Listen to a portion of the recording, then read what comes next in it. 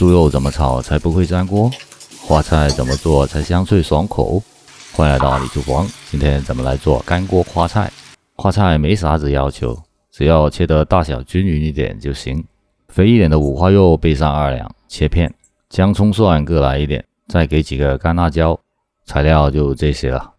开火热锅，先把五花肉煸一下。大部分粘锅问题都是锅温不够造成的，所以锅一定要全方位的烧热。锅温太高了，下油之前可以先把火关了，进去少量的油润润锅，再把肉放进锅里，铺开了。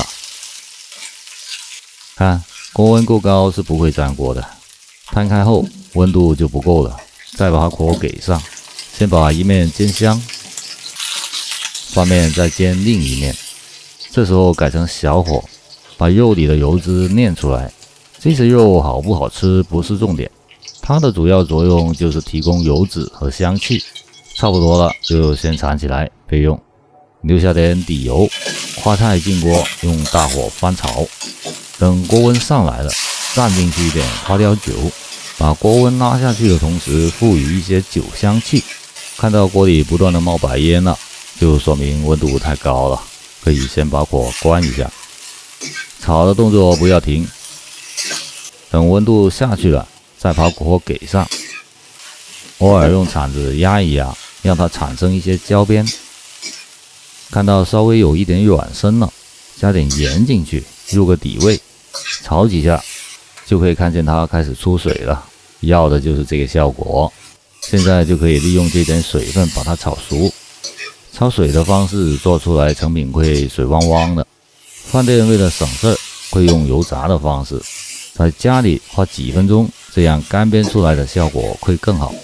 炒到它不再出水了，锅底干干的，这花菜也变得翠绿焦香了，就先铲出来，把锅洗了。再热锅，刚才炼出来的猪油倒进去，猪油渣先留着，姜葱蒜这些先进锅，用小火爆香。看见出现焦边了，干辣椒再进去，然后挖一勺干锅酱进去，补上2勺红油，保持小火，把酱推开推散。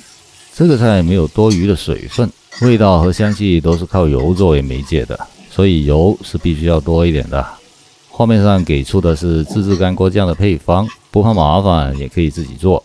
我就有点怕麻烦，直接用这种干锅酱，小瓶装的，使用和保存都很方便，有一点点轻微的辣味。如果一点辣都不吃的朋友，可以选择这个香锅酱，同样的精彩。等锅里飘出来一股子浓浓的干锅香气，而且这酱也完全炒散了，就改成大火，提高锅温，花菜回锅，翻炒几下。猪油渣再回锅炒匀，这个酱的鲜香味很足，用不着再额外的添加其他调料了，真正的一酱成菜。最后加入葱段，翻几下就可以关火了。看还不错吧？用什么容器装是无所谓的，最理想的还是装进砂锅里，带着温度和声音上菜，让所有的感官都能同时满足。